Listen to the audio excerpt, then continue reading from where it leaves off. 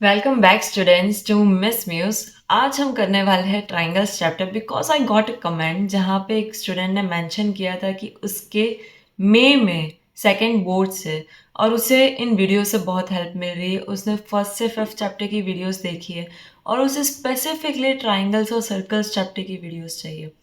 And first to fifth के बाद में सिक्स चैप्टर याद है विच इज ट्राइंगल चैप्टर.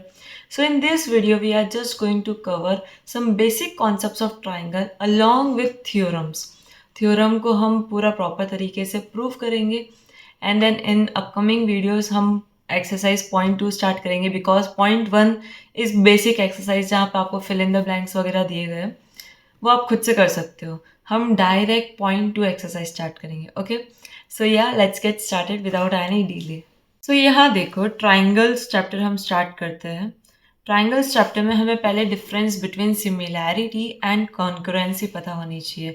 ये चीज़ हमने क्लास नाइन्थ में करी है, बहुत ज़्यादा करी है. इन ट्राइंगल्स चैप्टर, इन क्विड्रिलेटरल्स चैप्टर, हमने दो चैप्टर में कॉन्ग्रुएंसी पार्ट को बहुत अच्छे से कवर किया. इसका मतलब होता है कि जब भी दो triangle same in size and same in shape होता है उसका हम कॉन्ग्रुएंसी बोलते हैं. ठीक है, इसका मतलब क्या है यहाँ पे कि जैसे ये एक ट्राइंगल है और ये एक ट्राइंगल है, ये दोनों एकदम ट्विन ट्राइंगल्स हैं. मतलब इसका कुछ भी, कोई भी साइड अलग नहीं है, कुछ भी एंगल अलग नहीं है, तो उसको हम क्या बोलते हैं? कॉन्ग्रुएंसी बोलते हैं. एंड कॉन्ग्रुएंसी का ये सिंबल होता है ये वाला. एंड सिमिलैरिटी किसे बोला जाता है? सिमिलैरिटी का पहले तो ये सिंबल होता है. ओके, जब एंगल्स इक्वल है और साइड सेम रेशियो में. क्या मतलब इस चीज़ का कि हो सकता है दो ट्राइंगल ऐसे हो जो एकदम सेम हो पर उनके साइजेस अलग अलग हो, पर साइजेस का रेशियो सेम हो. जैसे अगर ये 2 है तो ये 4 हो जाएगा, अगर ये 3 है तो ये 6 हो जाएगा, ये 5 है तो ये 10 हो जाएगा. कुल मिला के जब हम इसको सिंपलेस्ट फॉर्म में लाएंगे, इनके साइड को हम अगर सिंपलेस्ट फॉर्म में लाएंगे तो एकदम सेम आएगा. ठीक है, तो इसी चीज़ को हम बोलते हैं सिमिलैरिटी. कुल मिला के अगर मैं इसे ऐसे भी बोल सकती हूँ, जैसे ये ए बी सी है और ये डी ई एफ है, तो A B upon D E is equals to B C upon E F is equals to D F upon A C upon D F. ठीक है, तो A B upon D E क्या है? 2/4. B C upon 3/6 और ये है 5/10.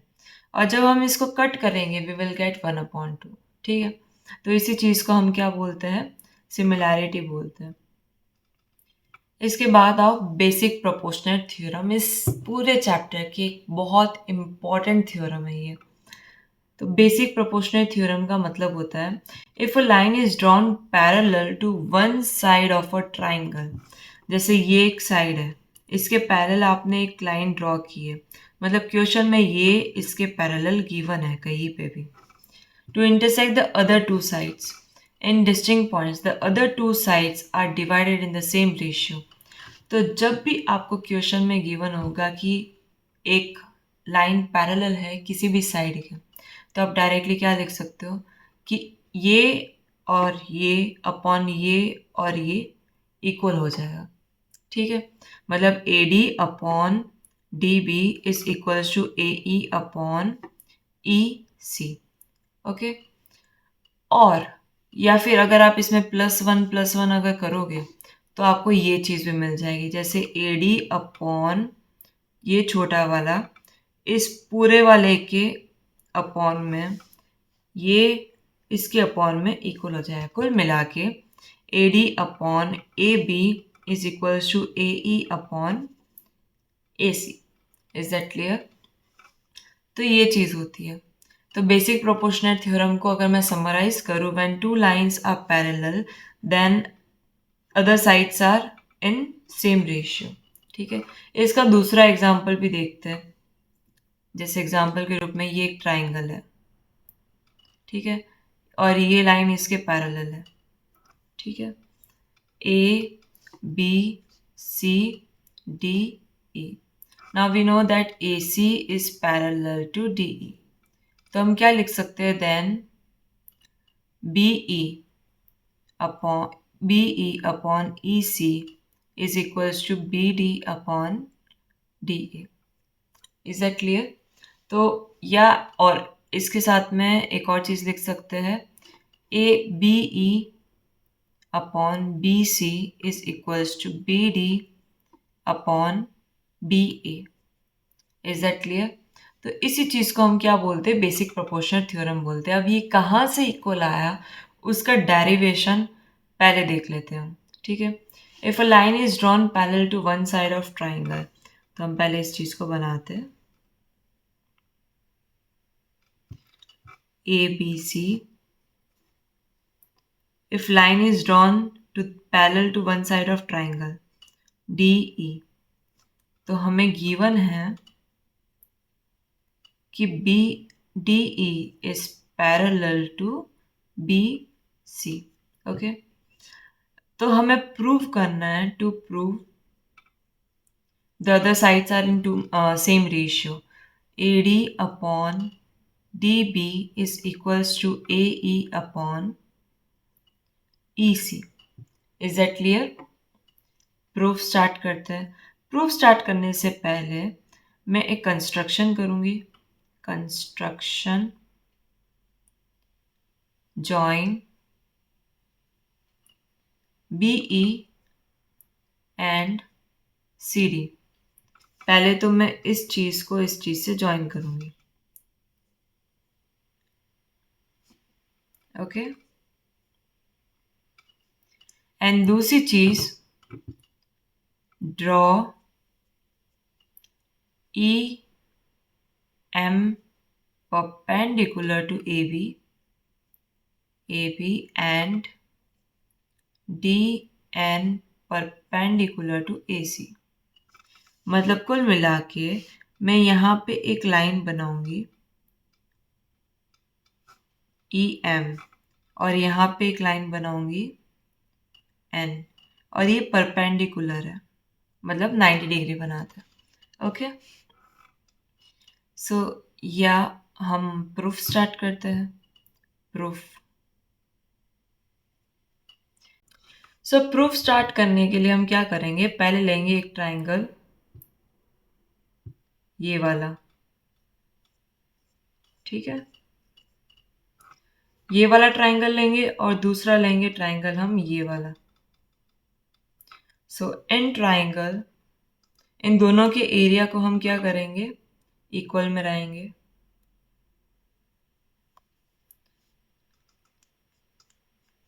Area of triangle, area of triangle A D E upon area of triangle D E B. Half into base into height formula होता है एरिया ऑफ ट्राइंगल का, right. Half से half cut कर दो अगर, बेस इंटू हाइट। जब हम orange वाले ट्राइंगल को देख रहे हैं, ये वाला ट्राइंगल, तो देखो अगर इसकी हाइट मुझे ये लेनी है तो इसके परपेंडिकुलर में जो होता है उसको हम बेस मानते हैं, राइट। तो इसका हो जाएगा बेस AD और हाइट EM, राइट। और नीचे वाले अगर ट्राइंगल को ले हम, तो हाइट अगर ये है, क्योंकि हाइट तो यही है, तो बेस क्या हो जाएगा, ये हो जाएगा, ठीक है। तो base is DB into height is EM, और EM से EM जब अब कटेगा तो AD अपॉन DB बच जाएगा, ओके। सिमिलरली इन ट्राइंगल, अगर हम एरिया ऑफ ट्राइंगल ADE, कौन से दो ट्राइंगल लेंगे अब हम, एक ट्राइंगल लेंगे ये वाला और दूसरा ट्राइंगल लेंगे हम ये वाला, ओके। तो area of triangle ADE upon in area of triangle DEC। Formula तो वही होता है, half into base into height, half into base into height. Half से हाफ कट हो जाएगा, इसमें बेस हो जाएगा क्या, AE into DN upon EC into DN। DN से DN cut, AE upon EC। Now ये दो तो ठीक है, हमें एक और चीज पता है कि व्हेन ट्राइंगल्स आर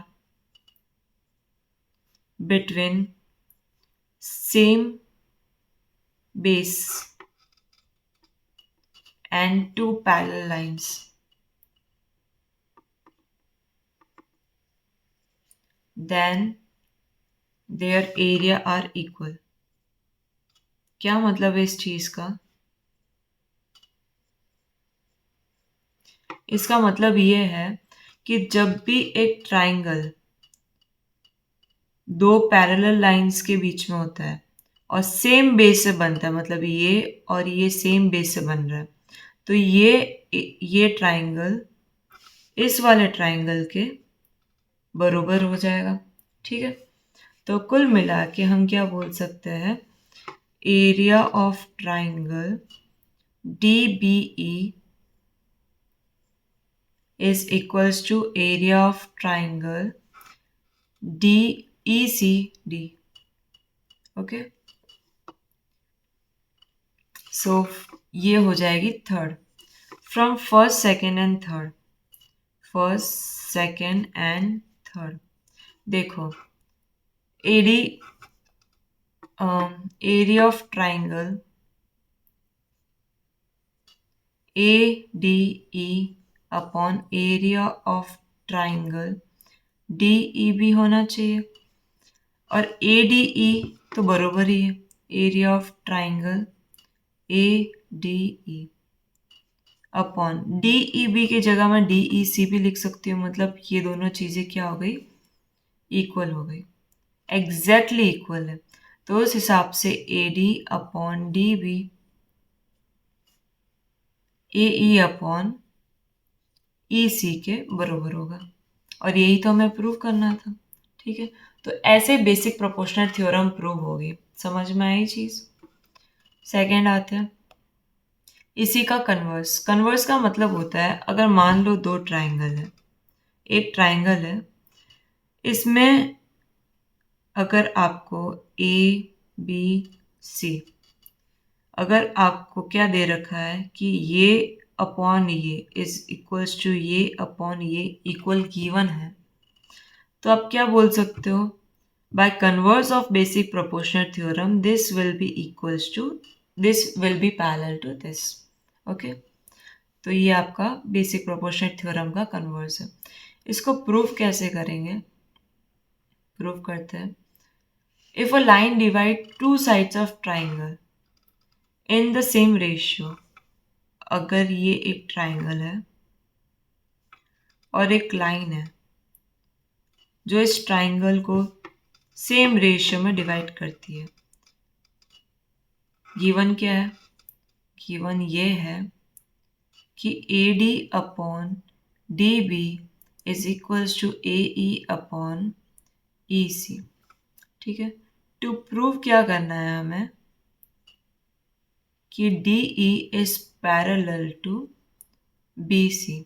ठीक है, कंस्ट्रक्शन करते हैं, एक काम करते हैं, DE dash parallel to BC हम बनाते हैं। मान लो कि ये पैरेलल नहीं है, ये पैरेलल है, E डैश, ये और ये पैरेलल है। ठीक है, अगर ये पैरेलल है, प्रूफ स्टार्ट करते हैं।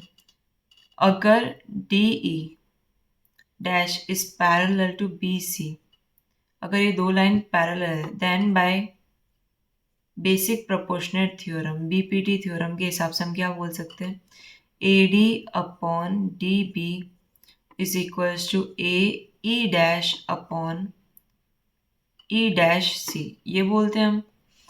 पर हमें पता है कि फ्रॉम गिवन हम क्या बोल सकते हैं? गिवन के हिसाब से हम बोलेंगे कि A D upon D B किसके बरोबर है? ए ई अपॉन ई सी के बरोबर है, राइट? तो फर्स्ट और सेकंड के हिसाब से फ्रॉम फर्स्ट एंड सेकंड हम क्या बोलेंगे? A D upon D B is equals to a e dash upon e dash c is equals to a e upon e c। तो कुल मिला के ये चीज़ इक्वल है। कुल मिला के ये चीज़ कब इक्वल होती है? जब e dash and e are coincident.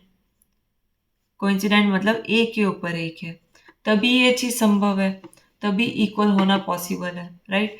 एक ही लाइन पे अगर मैं बोल रही हूँ ये और ये इस वाले पॉइंट के बरोबर है, तो कुल मिला के ये पॉइंट यहाँ नहीं होके यही होता, ठीक है? तो by so E is parallel to DE is parallel to BC, ठीक है? ये हमने कन्वर्स को प्रूव किया एक तरीके से। नाउ अगर आपको बेसिक प्रोपोर्शनल थ्योरम आ गई है और converse of basic proportional theorem आ गई है, तो हम लास्ट एक्सरसाइज जो करेंगे which will be all about similarity. तो उसको करने के लिए सिमिलैरिटी के क्राइटेरिया पता होने चाहिए और याद होने चाहिए। जब भी दो ट्राइंगल के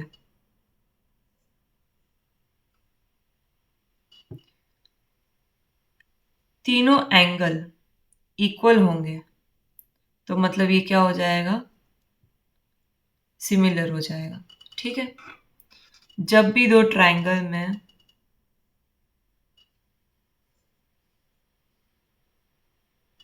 एक काम करते हैं थोड़ा सा फास्ट करने के लिए,